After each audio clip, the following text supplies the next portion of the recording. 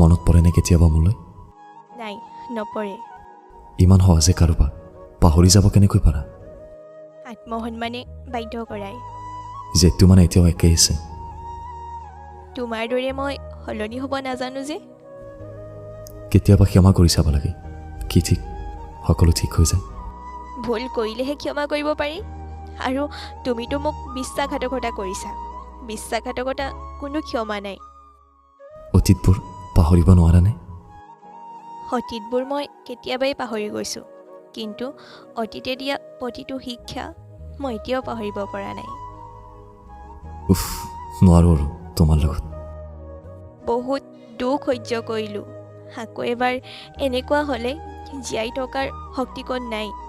সেইবাবে নিজক লৈ সুখী হ'ব শিকিছোঁ। নালাগে আৰু কাকো মোৰ জীৱনত।